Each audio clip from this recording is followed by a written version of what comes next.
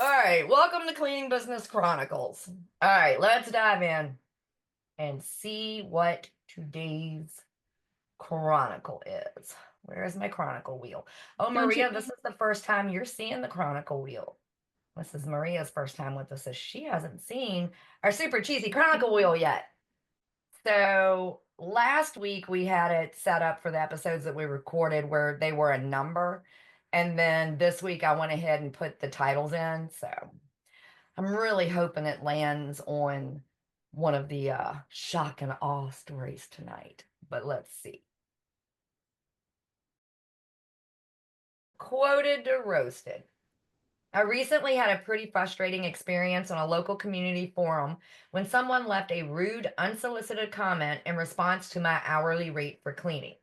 I was replying to a request for a cleaning quote, and out of nowhere, another commenter jumped in, acting shocked by my rates. They went on about how they never pay that much for house cleaning, comparing my rates to the salaries of professionals in other industries, like engineers and nurses, as if cleaning doesn't deserve fair compensation. But what upset me even more was how dismissive they were. They ended by saying they didn't need a reply, like my work isn't worth defending. I was honestly appalled by the judgment and lack of respect for what I do. Has anyone else had similar experience with people undermining your prices or work? How do you deal with situations like this without feeling disrespected or undervalued? I've had that experience recently since we're at $100 an hour now. And the person that reached out, she was referred from from two of my clients actually. And when, she was all excited when she first called. So it was like we only had to seal the deal, give the price and the appointment date and time. And when she heard the price, you can hear like she felt insulted, and she's a judge, and she went on to say how that was a ridiculous amount and blah blah blah. And the question that was asked was, how do you not feel that way if it's your business? I think that's most business owners initial response, that we feel attacked and insulted, that somebody's upset about our rates. And you shake it off, because having somebody clean your house is a luxury. You pay for luxury. It is not a requirement. You can definitely do it yourself. You're paying for value. It depends on how you value it. So we can't, that's their problem, not a cleaning service problem, basically. I actually saw a similar post to this week in one of the cleaning groups. And they were asking for advice on how to respond when somebody feels like, your prices are insane because you're just cleaning houses. And I don't remember who it was right off, but years ago, someone told me this, and I used it a couple of times. And yes, it made them mad, but no, I didn't care. Was to just look them dead in the face and ask them what the pH of vinegar is. Sure. I don't care what their profession is, unless they're a chemist, they're not going to know the answer. We have to be educated in what we do too. I feel like when a client starts off that way, or when anybody is attacking you in a public forum, that's the part of it that's like really tacky in this situation. Right. But do Is you really? she or he was in a local community forum and some random person just attacks you? Like, So instead of being offended, it's an opportunity to educate, to say there are three levels. You choose what works for you. There's a risk. Just like when you hire a painter off of Facebook Marketplace. Yeah, sure, he can paint. Does he do it professionally? Is he going to ruin your floors? Is he going to be there for 3 weeks? Is he going to get paint all over your furniture? So there's an assumption, because I'm able to do it myself, then it's a low cost perspective. They have no idea what it means to operate a cleaning business, like they have no idea what it means to operate a construction company, or, electrician, you charge a lot of money. They have no idea. But because it's something that they figure they can do themselves, and I will argue whether someone could do it and do it well is a different story, they're not actually operating a cleaning business. So it's really to ask them, what are you looking for? Are you looking for someone who's not vetted, not trained, doesn't know the pH or know if it's going to ruin your marble countertop or not? Mhm. Or are you looking for someone that you're going to blindly trust, that you hire off Facebook and hope and pray that they're not going to rob you? So it's, Yeah. are you comparing apples to apples or apples to oranges? Instead of the person being offended, it's kind of like there's a big work to be done in the industry to say, there are businesses at a different level. Take the opportunity to educate in your answer. Let me ask you this, Tammy. If, like, let's say you see this situation, you've responded to someone in a public forum, and then some other random person in the community basically says that's ridiculous or whatever. In that moment, do you respond to educate the person that requested the quote, or do you publicly respond and educate the person that was acting a fool? I'm responding and educating to the entire audience because they're all my potential prospects. But the first thing is, I'm not going to discuss price openly on the forum. What I'm going to say is, give us a call. We'll be more than happy to go through what your needs are. And once we validate what your needs are, then we can see what solution works best for you. Also, just to add to what everybody else said, is take the power out of it as opposed to feeling defensive, which I understand the psychology where the defensiveness comes from.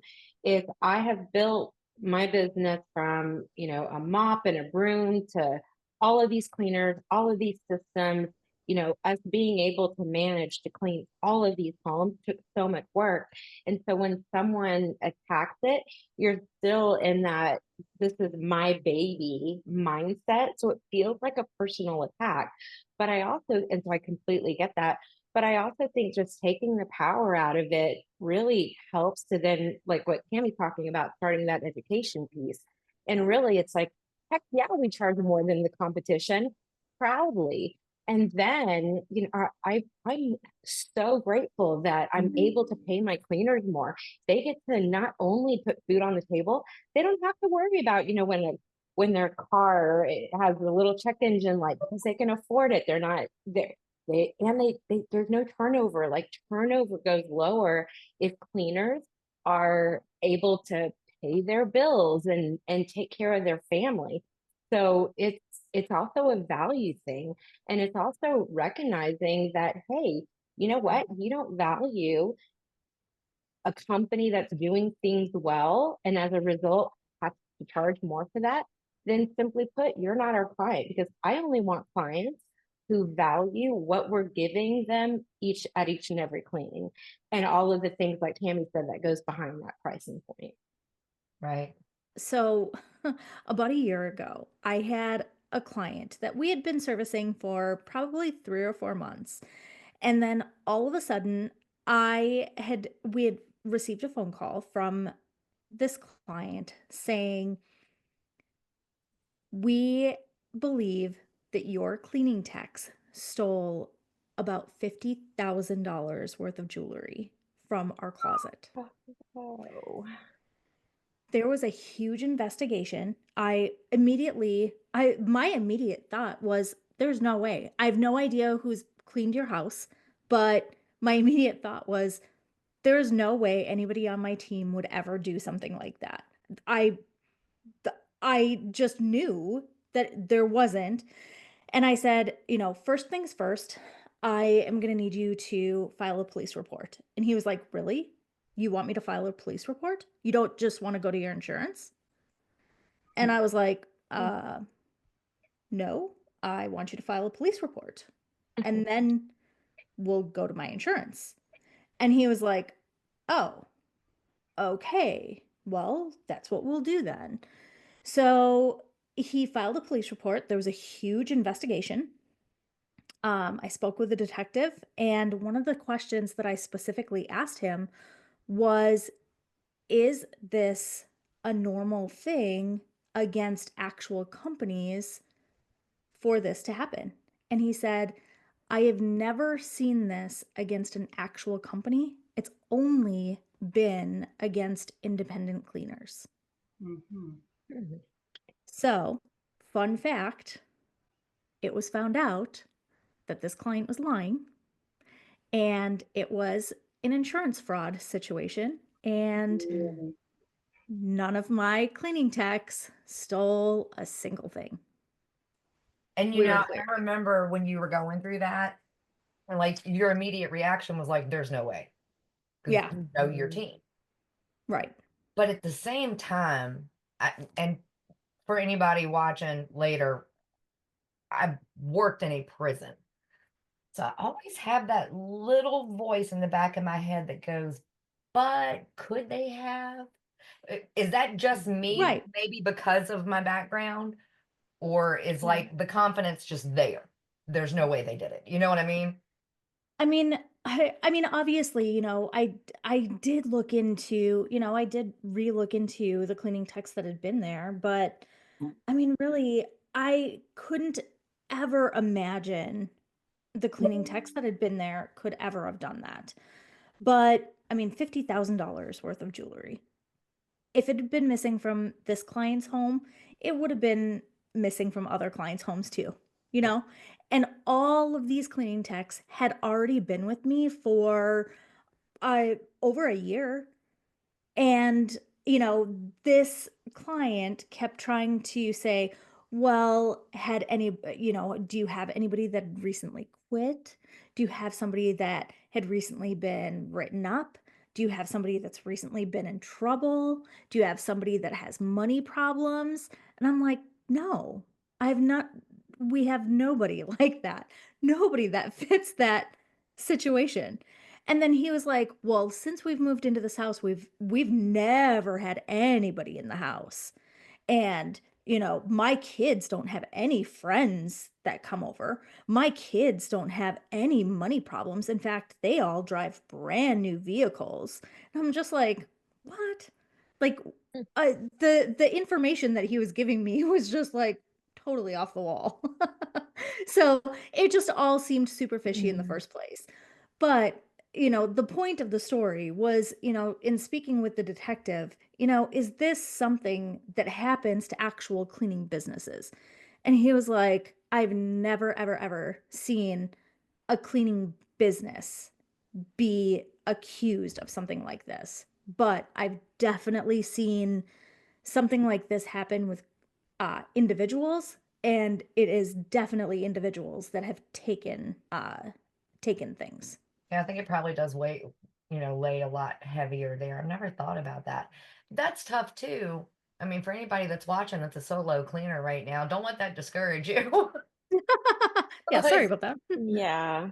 if there was one thing that I think I could tell new business owners that would help them in the long run from day one is from day one, you act and you operate as if you're a company. Yes. Absolutely. You Yes. charge Eight, as if you have Absolutely. employees, you save as if you've been in business for 3 years. you That get is, yourself registered, you get yourself Hmm. insured, Yeah. you get workers comp, you do all the things to present yourself as an actual business. Even in the mindset of how you make decisions, it's really easy for new business owners to say, for example, we're Christmas time, right? It's really easy to go, oh yeah, I only have two cleaning techs. Let me give them, a $500 bonus or whatever the number is. Mhm. But the mindset, if for a bigger company, is okay, is that going to work when I've got, 30 staff? No. Well, then don't even do the thing. If it doesn't work for, 15, 20, 30 people, then don't even do it when you're small. Something too I'll throw out there, and this is going to vary by location. So Tammy, I want you to weigh in on this too. Like you can go and you can get your business license. Where I'm at, you have to gross over, I want to say 3,000 a year for the county to give you a business license. Oh, Anything below that, you don't have to have it. Well, what I found out when I was solo cleaning and trying to turn it into a business and I went to get insurance is that I couldn't get insurance without a business license. And then I went to the courthouse and they were like, "Oh, you don't need a business license." And I was like, "But I can't get insurance without the business license. And the courthouse was adamant about trying to convince me, because I hadn't reached that point in revenue, that I didn't need to do this yet. And I was like, but I need the insurance.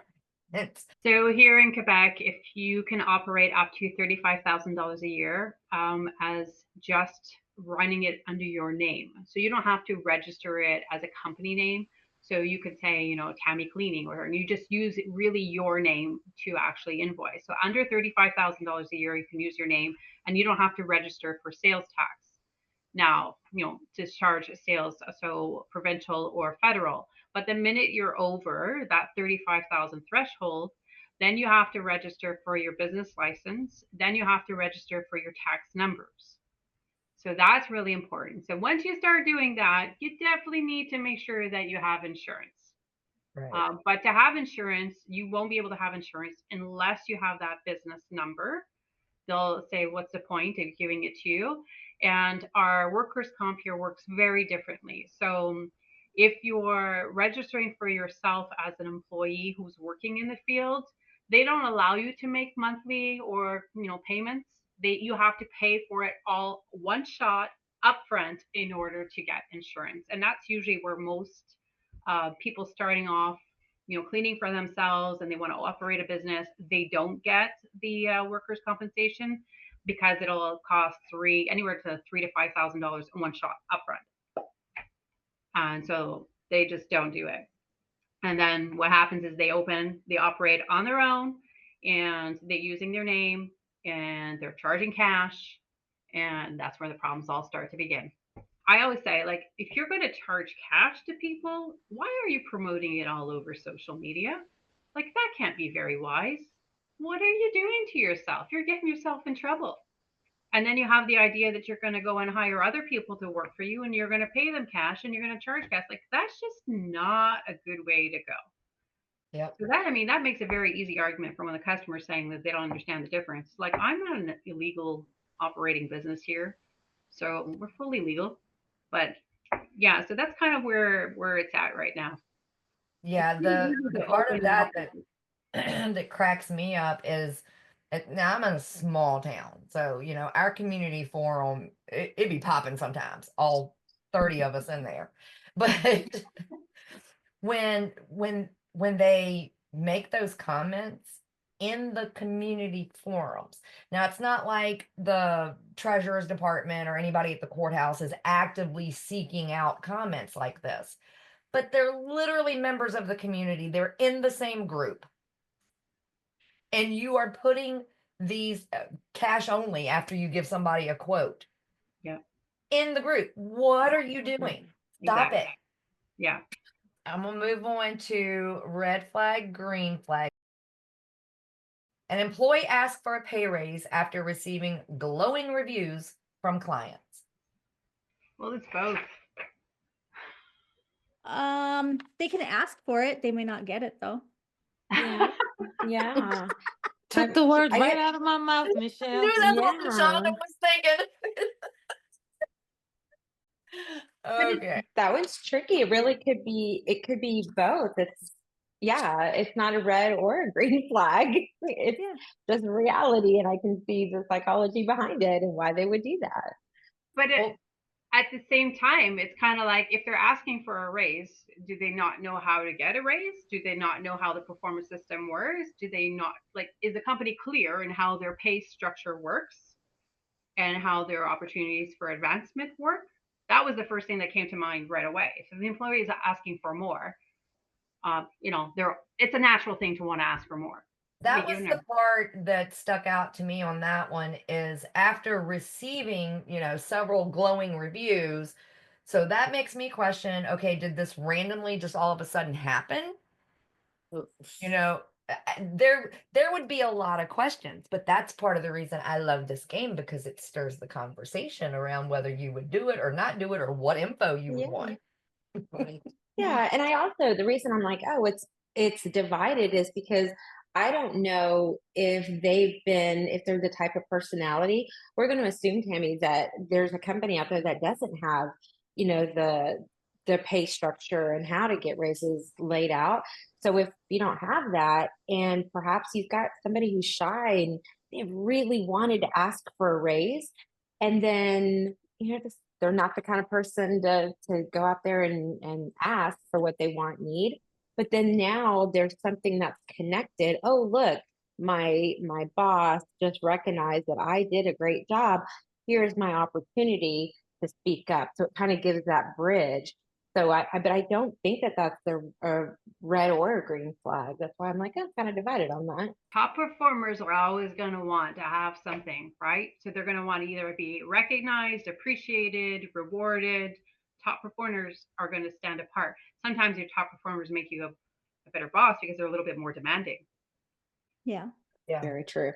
LaShonda, what did you say? Red flag, green flag? I'm about being upfront and transparent when they hired on. They understand the pay scale. They understand the bonuses that you get for 5-star reviews is there and understood. They know the things that I guess, they know our criteria for getting the raise: attendance, following processes, no complaints and things like that. So they are aware of when they can expect a pay raise. But just to do their job and expect more money for that, if they're doing what they're supposed to, everybody should be getting glowing reviews if they're Mhm. doing it the way that they're trained. What do Now, you is guys this give for 5-star reviews? We give $30 for each 5-star review, but we work team, so it's split into two. We were doing review roulette for gifts, and now I'm all out of gifts, so I'm just doing $20 gift cards. They seem to like that a lot better. they like cash, gift They cards? like cash. Cash is king. Yep. Right? That's Yeah. true. So I guess we're the cheapest one of the group. We're giving $10 for every 5-star review. We also do we make a big deal of it. So we don't Yeah. just do the monetary. So we make a big deal about that 5-star review. And that seems to be the part that they really enjoy more. So like Yeah. social recognition in front of all their peers. We put up the 5 stars in the comments so everybody could see it on the board as they're coming into the office. And we're like, oh, look, there's a new one this week. So like we really make a big deal of that 5-star review. We They're used hard to to find. pay 25. Actually, the way we introduced it was kind of a fun story, kind of interesting way to do it, as opposed to just one day, the staff coming in. All right, y'all, we're paying y'all for these reviews. What we did is we decided, hey, we're going to cater lunch. And so we printed out, it was Italian, and we printed out, I think it was like 5 or 6 different Italian restaurants that we found on Yelp. And then we had all of the staff choose. So we gave them, a copy of all of the different Italian restaurants that they could choose from. And then they all had the reviews from these Italian restaurants. And we purposely did it from a 1-star review to the 5-star reviews. We added a few of the comments. So as they're reading and making a decision, and we were going to take a poll, we got the poll back, and I'm like, oh, that's interesting. Everybody chose whatever the Italian restaurant was. And I said, how come you guys didn't choose this other restaurant? And they were like, Maria, did you not see their reviews? Oh my gosh, did you read the comment where blah, blah, blah? And I'm like, yeah. So you guys all, what I'm hearing, playing dumb, is that you guys chose an Italian company based on their reviews. And they were like, yeah, why wouldn't we choose the company with the 5-star review? I'm like, of course, yeah, it's a no-brainer. But here's the thing. We have 0 reviews. We need to get to 5. So going forward, this is what we're doing, y'all. And everybody was like, okay, we've been had. But it was for like, hey, Maria. But that's how we introduced it. It was great because ever since then, they were connected and they had buy-in and they lived by those reviews. And man, sometimes we would get a review and I'd come in the morning and I'd have cleaners that were upset. Did you see that? We worked so hard on that house and they left a 4-star review. What we want to know what we did wrong. How could we have gotten that 5-star? It was amazing. That's awesome. Yep. It's Yeah. good whenever you can get them to be invested. It's not just come in, clock out, do your job, go home. But it's always more fun to enjoy the employees that are really invested in what's happening with the company. Yeah. That's always more fun and more excited. I'll say that that has a lot more to do with company culture than it does employees. Oh, for sure.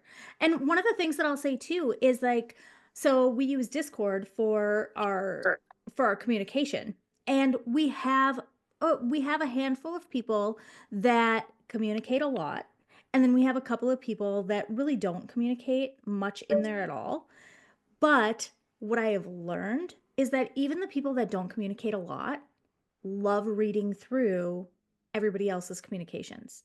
So even though they're not in there and you think that they're not invested, they really are. It's just that's not how they are. Mhm. So, like one of the things that I have definitely learned is I am extroverted and I hire introverted people. One of the things that kind of drives them nuts is how much I talk, and how much I always want to get together with them. But they do really appreciate that we communicate within Discord. So even when they're not communicating, they do like seeing the banter in there. And it makes them feel involved, even if they're not involved in the banter. All right, let me grab another one. Let's see here. A client disputes your invoice after services are completed, but waits 3 days to complain about the job.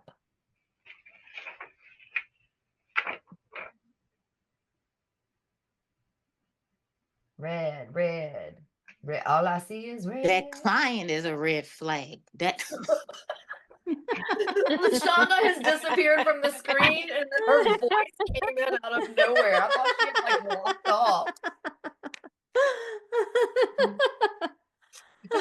That client is a no-go. no good. Well, Right? I'll say it's a red flag from two fronts. One, it's a red flag from the business Mhm. itself. Do they not have a way for clients to be able to provide feedback? Like when they come home and something didn't go well, or it just didn't live up to their expectations, what they thought the cleaning would be or should be.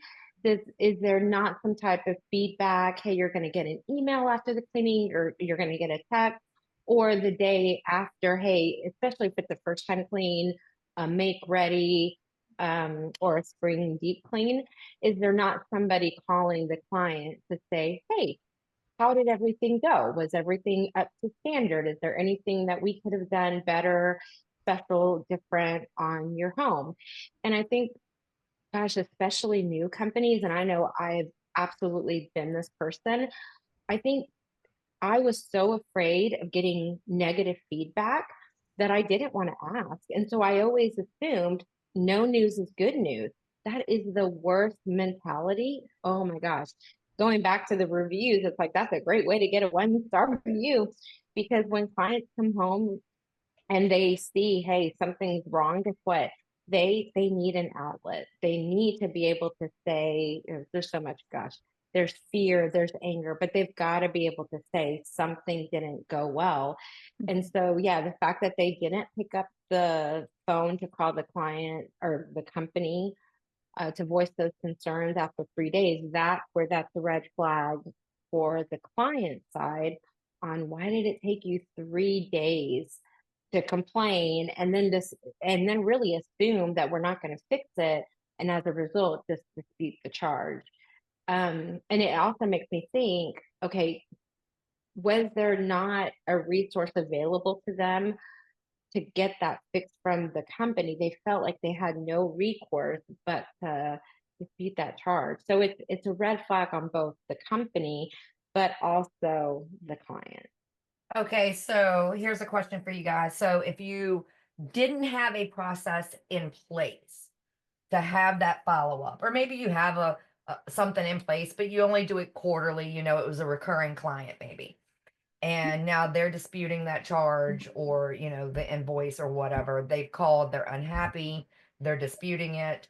How do you guys respond to that? Because there's going to be so many people that are watching this that don't have that system in place yet, or they don't do it frequent enough. So how do you respond? LaShonda, I want to hear what you guys say. How do you respond to that client? Before clients book, they get our policies that they have to agree, that they have to acknowledge that they've read and understand, and it's in there. If you have an issue, we only have humans working for us, so we never say it's going to be perfect, but the teams come out and do the best job, and they should do everything that's on that list, and they have that list. If there's an issue, then in our policy, you need to let us know within 24 hours so that we can come back out and address it, or, whatever way you want to fix it. But to wait 3 days and then decide not to pay, for me, that's theft by trickery. And yeah, that's a no-go for the client. So we'll dispute that. Okay. Well, there's a couple of things kind of going on here. I Yep. mean, for one, did they dispute the charge because that's the only way that they know how to get a hold of the company? So then if they waited 3 days to complain, is it because that's how long it took them to figure out how to get a hold of you? Why didn't you contact them to figure out, why did you dispute the charge? What were you upset about? So yes, it's a little bit of a red flag on the client, but it almost seems like more of a red flag on the business instead. But how can you, honestly answer that question?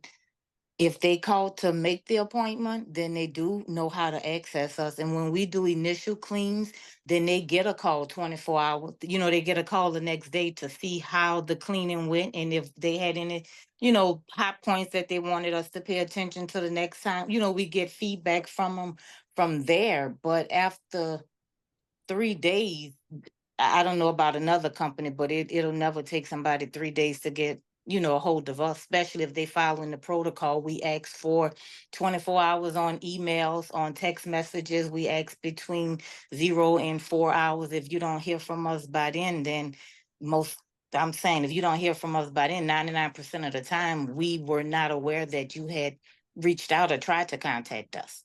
Great answers, you guys. I guess we'll go ahead and wrap this one up. Any final thoughts before we say goodbye? If you're an individual cleaner or you're just starting out and you're kind of new to business and you're feeling struggling, the best way to get to where you see everyone else seems to have it all under control, which we don't always all have it under control, right? Is to really surround yourself with a great community and to get yourself into these networking opportunities where people will say, I've been there, seen that, try this, do this.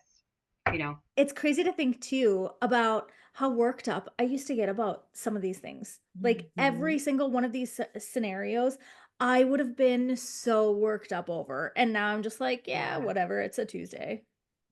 Actually, Yeah, today's for Wednesday. sure. Yeah.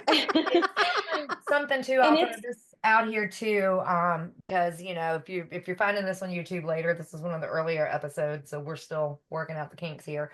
But something that I noticed with editing from last week too is it's so fun to sit in this space when you've had your business for so long, like Tammy was saying, and realize how far you've come. And at the same time, as I'm watching back those episodes last week, I see me asking questions, LaShonda asking questions, Tammy was asking questions, Michelle was asking Tammy questions. You are always going to be learning. You are Yeah. always going to be learning. There's never going to be a point where you know it all. It's No. not going to happen, yeah, which is it is why the neat. community is so important. Yeah, for sure. It is really cool, just the experience. And to your point, Michelle, it's like we've been through, you'll see in the cleaning industry, the same things happen over and over. And then you kind of start to realize, okay, the last time that this happened, this is how I handled it, and it didn't go so well. Okay, next time I'm going to try to handle it this way. So then the same thing is going to happen. And then, oh, look at that. That was, when I said this, the client instantly, like their tone changed, and that worked out really well. So then the next time the thing happens, then this is how I handled it. I try it that way again. Okay, that works. And that's your formula. My superpower is dealing with complaints because now that I have experience, I know the psychology behind it. I know what to say when I'm like, right here, I need them to laugh. Right here, I need a yes from them.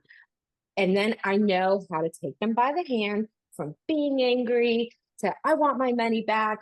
I'm never going to work with you people to all the way to we're back in their house and they have now left a 5-star glowing review. All right, well, we're going to go ahead and wrap up this episode, and everybody can say goodbye to our wonderful, hopefully really large audience that is subscribing and following us. We hope you enjoyed this episode of Cleaning Business Chronicles. Don't forget, you can share your stories or apply to be a panelist at rescuemymaidservice.com.